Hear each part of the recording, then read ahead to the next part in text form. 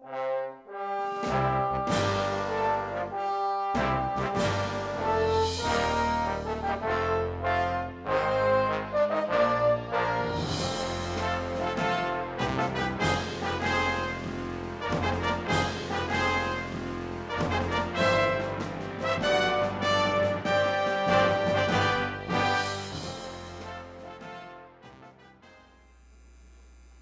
and gentlemen of the media, on Monday, November 10th, 2014, I prorogued the 10th Parliament of Guyana. My reason for making that decision is worth repeating here. It was to preserve the life of the 10th Parliament so as to provide the 10th Parliament, specifically the political parties therein, another opportunity to address to finality the many issues that had yet failed to have full parliamentary consideration. You would recall I made mention of the following: anti-money laundering and financing countering of terrorism legislation, the Amida Falls and renewable energy in Guyana, education legislation, telecommunication legislation, financial expenditure of public funds. The parliamentary opposition reacted disappointedly and sought to discredit my initiative, even to claim it was unconstitutional. I wrote the leader of the opposition. I addressed the nation. I hosted meetings with stakeholders. My administration more than justified the resort to prorogation. Additionally, I pointed out the opportunity prorogation offered to improve the enfranchisement of Guyanese yet to be registered even after the completion of the 6th round of continuous registration by GCOM. During this time, the Guyanese people were exposed to an opposition position that rejected dialogue. 4 days ago, to be precise, on December 2nd, 2014, the leader of the opposition responded to my letter of invitation of November 18, 2014, declining attendance at my proposed dialogue.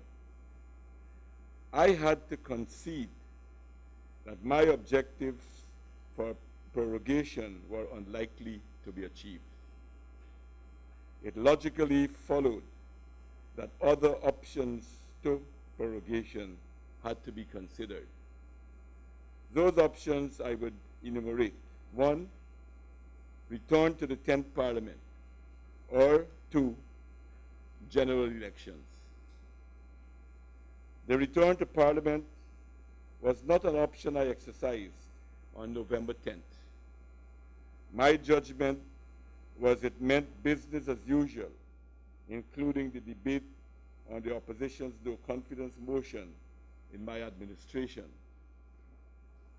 I am of the opinion that since then, very little has changed, and the opposition leader, David Granger's rejection of my invitation to dialogue has cemented my reasoning.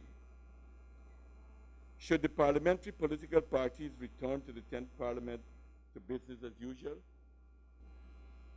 where there is no productivity, and especially during this Christmas season?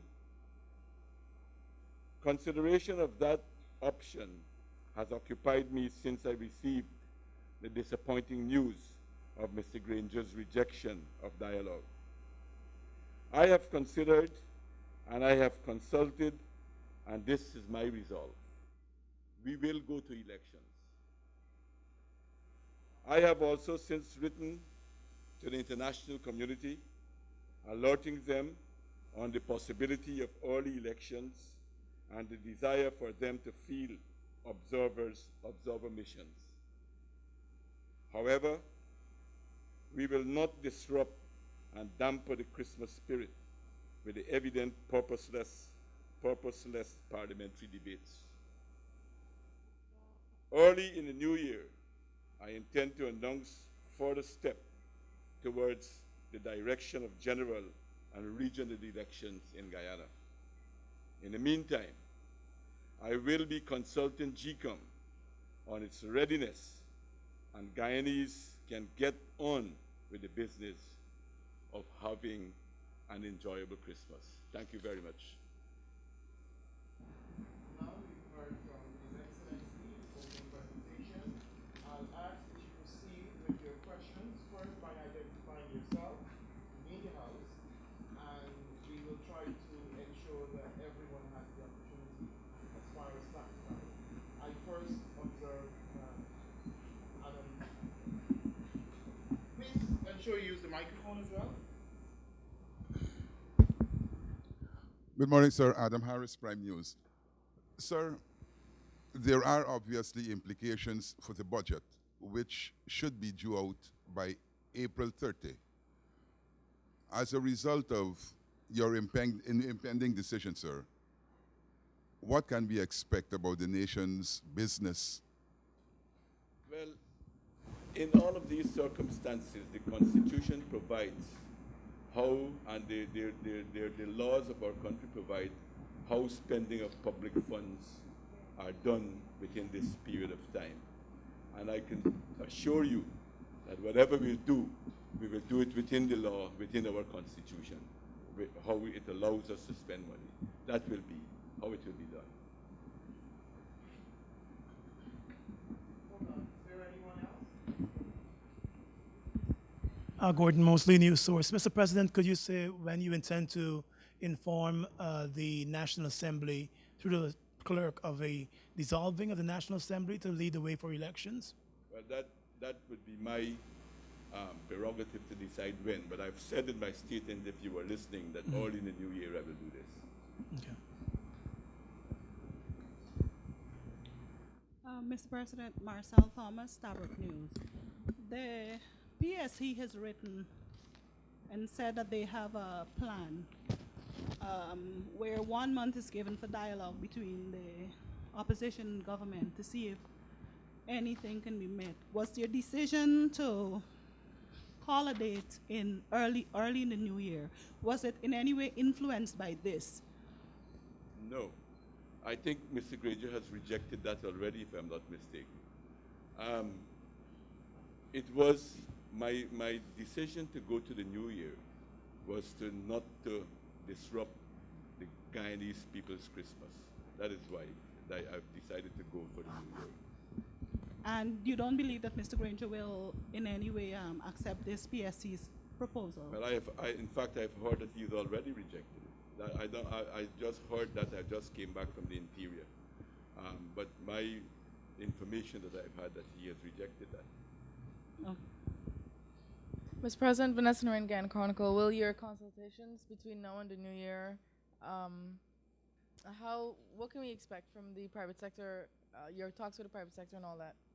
Well, my door is never closed to consulting, to talking with legitimate stakeholders within the society.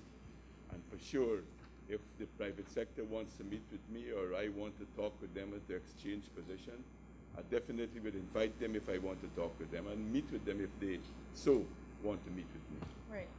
And as it relates to the first question about spending, there's been allegations from the APNU and the AFC about misuse of public funds. Clearly that's not reality. How we spend money goes with our laws. As I said before in an earlier press conference to you, prorogation didn't give me the power to spend money as I would like in our society or to pass laws that I would have liked. If that was the case, I would have assured you I would have passed the anti-money laundering bill and the other pieces of legislation that are pending that I want to pass badly. And that has been the reason for me to prorogue the parliament to try to have discussions on these. Mr. President, Paul Moore from NCN News. Both elections are important.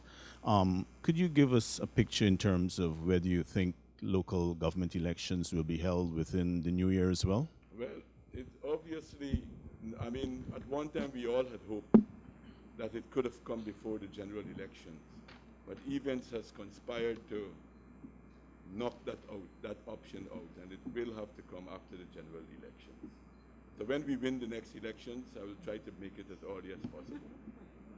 Mr. President, Dennis Shibral Damarawi. Sir, do you envisage elections being held before the next budget? It's quite possible. That is quite possible. Yeah. And sir, how early in the new year could we have that? Yes, my turn now, sir. Could you indicate to us how early, within the first month, by the end of the second month? Very early. I don't want to because of some of my own itinerary, I don't want to tie myself down to a date, but the earliest option, the earliest time I will be ready to do that. By your New Year's speech? Quite likely. By your New Year's speech? Quite possibly too.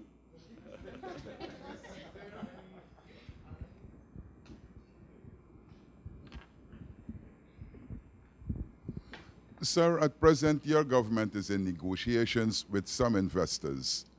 And there is sometimes this belief that elections looms, negotiations should cease. Exactly what is going to happen with those investors who are now seeking to have deals with the government? What, do you have anything specific in mind? Any specific thing? Well, we had the Sea and Sun Hotel. You see, it's we had the hotel, and then we had the Chinese. And the Chinese were still talking to you about the Deepwater Harbor, sir. And there was another deal where you were negotiating with investors for the new Demerara Harbor Bridge, sir. No, a lot of those things are in very early stages. I don't think in a short while that those things would come to any type of conclusion. But let me put it this way. My attitude will be, as long as I believe it's in the interest of Guyana and the Guyanese people, we're going to negotiate with it. I have every confidence of winning the next election, so I have no fear that we will continue with the dialogue and the discussion and the agreements as we have them. Good afternoon, sir. Travis Chase, Nightly News. The last time I asked you this question, you said that the PPP has never stopped reaching out to its supporters, given the situation in Parliament. Since you're very confident of winning the next election, how has the party been doing in terms of reaching out to its supporters? I think very, very well. Very, very well we have been doing. A lot of our party leaders have been out, and all the reports that I myself have been out. I've been out for a little while, for a few days actually, and I can tell you that our response is very, very good. Thank you very much, ladies.